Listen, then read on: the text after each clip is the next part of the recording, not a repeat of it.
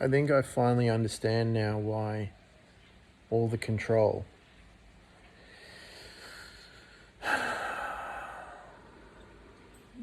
Going down the rabbit hole, conspiracy theory, tinfoil hat, shadow governments, Illuminati, negative energies, like I used to be like, why? What's the purpose of this? It can't just be to suppress and, hold part of ourselves down. Why would we do this to ourselves? And recently I've been getting drawn back to tales of Atlantis and Antarctica and, just being drawn to it. Like I heard this, this goes back so long ago, Project High Jump and Admiral Byrd and all of that stuff. And I'm like, what is going on? And then there are other stories about that before the last great flood, this biblical apocalypse that we all know about, we all heard about, is that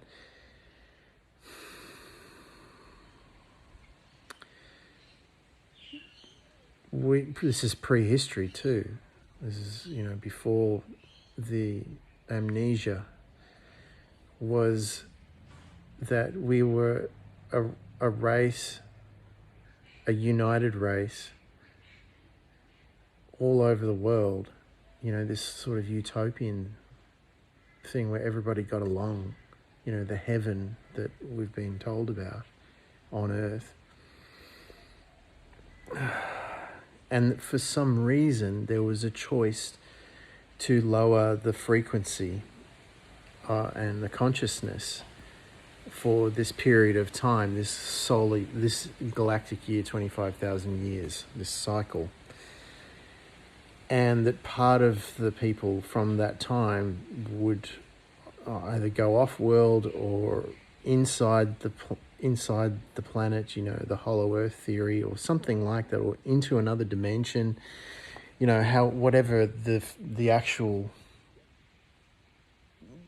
departure was, to monitor and keep an eye on things while the rest of us were here on the surface in time in this third dimension. And apparently it was for a spiritual reason. And I'm like, well, what? What is this? What is it? And I think it finally clicked into my mind, like just now. All the pieces have finally come together. And there are a lot of pieces. There are so many pieces. But they're all there. They're all there.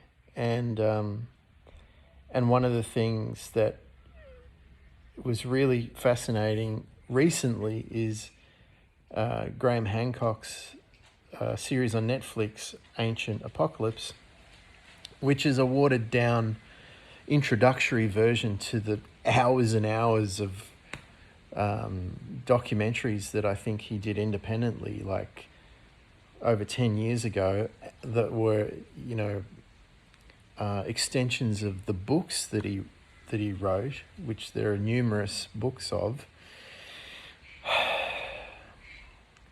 And it talks about, this cycle of the world flipping magnetically on its axis. Now, I'm not saying that the Earth actually physically flips, but the magnetism of the planet, the way it's all like geared up energetically, flips.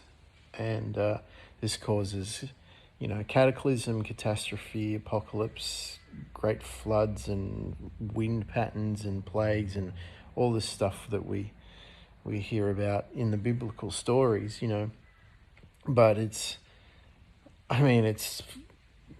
scientifically, it makes perfect sense that it would just throw the, it's like if you get a beach ball and you flip it upside down, resting on water, then it's going to cause this disruption, and it's going to take a while before it rebalances. And apparently this is a normal cycle. This has been happening over and over and over again.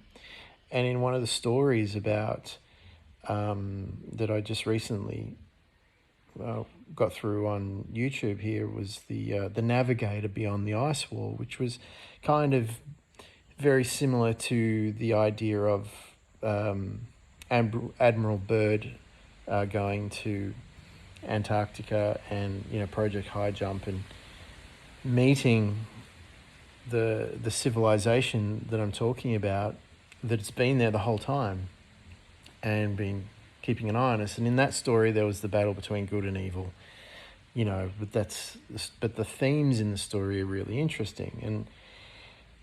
And then now, just recently, I'm watching Quest of the Lost Civilization with Graham Hancock, and he talks about the two teams of positive and negative working together for a common goal,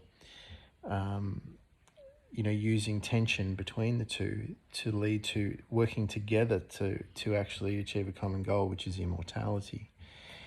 Now, if we take the fanciful thing about, people living forever and ever, one person, me, an individual living forever, and we think about like immortality in terms of the human race not having to reset every time these magnetic things flip. In the story of the Navigator, who goes beyond the ice wall, in talks with the people in Antarctica that have been there for, long time, he says that these great resets, we're hearing about the Great Reset now, that these happened a lot, like not just in the Matrix. This is the sixth Matrix. It's like, no, there's been thousands of these, which presupposes that not only is our history more than several thousand years according to our religious texts, but it's even older than what we thought about, like in terms of ancient civilization that dates back 150,000 years or a million years. We're talking about this potentially could be going back all the way to the beginning, right? Millions, billions, epochs, eons. This cycle of the bands flipping on the planet could be just like night and day on a grand scale. And perhaps we have been through this so many times. Can you imagine, like, the first civilization that got through that survived the first couple of resets and put all these things out all over the planet, that refer to the astrological position in time and the accuracy to so many decimal points of true north of pyramids and all that sort of stuff. Leaving these clues everywhere for us surface dwellers, right?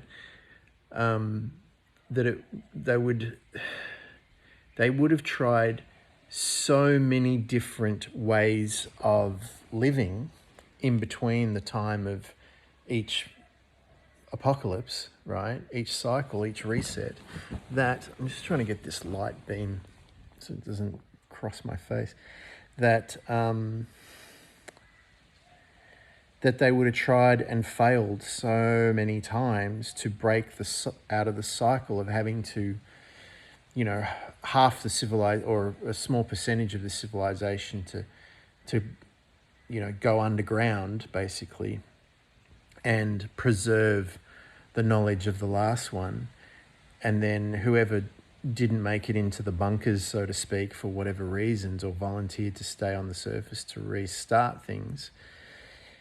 There would have been so many different strategies employed already, and they would have worked out that this didn't work, that didn't work, this didn't work, that didn't work. So next time when we reset and reboot civilization, we'll try and take it in a new direction. And they probably did that with the memory of what had happened so many times that they, when you look at a problem so much, and we all know about conditioning, you cease to be able to see outside the box. And so maybe the only solution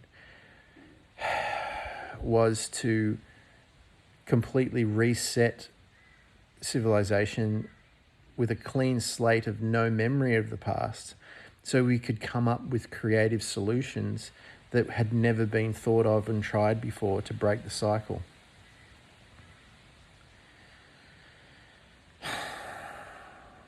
And so all these measures of control may not be to suppress and put us in a slave mind, although it feels that way because it's so fucking narrow and limiting. But maybe it's there because we've tried everything else, and we need to be in this trajectory to be able to maybe pierce through the veil of ignorance of how to deal with this problem, of, hiding while this planet is on autopilot going through its flips. And it reminds me of, I can't even remember, it was a similar documentary on, ancient civilizations, and they talked about the Hopi people, and the Hopi prophecy, and the shaman there said that humans on Earth would, or something to the tune of, humans on Earth would raise their consciousness to a point where they would obviously be one and in tune with the planet and all living things on it, and that they would learn how to steer the Earth through space like a ship, right? And now I don't think it's like, we're all meditate and everyone's willing, left, right. I don't think it's like that. I think it's more like, as we humans on Earth change our frequency enough and in clusters, and hopefully as a one unit, all in the same direction, that that has an influence on the planet's frequency. This is not anything new, but what it does, like the Mandela effect and like all this talk about CERN slipping us into a new alternate reality, is that we keep sliding through different dimensions of space-time to different versions of the Earth, where, either we indefinitely delay the flip, or we find, that needle in the haystack in the infinite field of infinite possibilities, where somehow we survive the next, not just survive, but it doesn't happen, right? Like it pops into this, like we're in a cycle where it never happened. Where it never happens, it doesn't flip. The solar flares don't happen. The catastrophe doesn't happen. And we can build upon the past in a way that's sustainable, on a foundation that isn't going to be, there's no rug pull. It's not going to be pulled out from under us, and we're going to have to start all over again, knowing in the deep parts of our consciousness, which is probably why all this anxiety is popping up in everybody, apart from all the pressures of daily living, is that we know that the timeline is coming to that tipping point where, it could happen again. And we're all hoping that we've done whatever we need to do to slip into that alternate dimension where it doesn't happen anymore. It's kind of like, we talk about trauma is a big thing at the moment. Everyone's dealing with their trauma, and maybe that's the key, because our entire civilization from its inception has been repeatedly traumatized through this massive event of an extinction over and over and over again, and maybe it's just that we're all hoping at a higher level consciousness, a deeper level, that we've broken the cycle and we can get out of survival, you know, and we can move into living and thriving.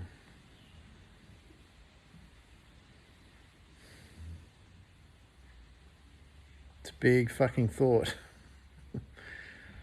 you know. It took a long time to braid and blend and dovetail all these concepts. And I'm not saying it's it, you know. I'm saying from that perception, you know, I think a lot of forgiveness can start to take place. And I'm not saying forgive and forget. I'm saying, like, maybe now we can understand, you know, why all this shit has happened to us. You know, all these limitations, all these restrictions, all these suppressions, all these, you know, corralling, or to get us maybe in this one particular direction because we've tried everything else and it didn't work, and we tried it over and over and it didn't work. We need to try something new, something, you know, what was that saying in the Matrix where Neo's talking to the architect? He said, you know, we needed a lesser mind to come up with the solution, because, you know, the way that they were thinking about the problem couldn't solve it. Needed to think in a completely new way. And you can't do that with the memory of everything that had taken place. You know, it needs to be a clean slate, it needs to be fresh. And while that's going on and you don't know why, and you don't know the past, just like raising a child. They want to explore it, and they want to try this, they want to try that, and they think, you know, this seems like the right way to go. And the parent goes, no, no, no, don't touch that. Don't do this. Don't. And I know that there's parents out there that have not done the right thing by kids, but I'm talking about parents, good parents, that want to protect and keep their kids safe and have them grow and thrive. You set boundaries, you know. You set boundaries so they can survive and stay alive and make it through. And they have the wisdom to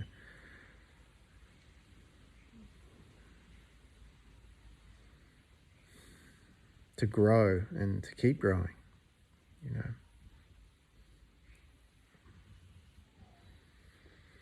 And maybe when we finally break this cycle, there'll be no need for all the controls anymore. It'll be like, okay, we're through. Big sigh of relief, even from the controllers.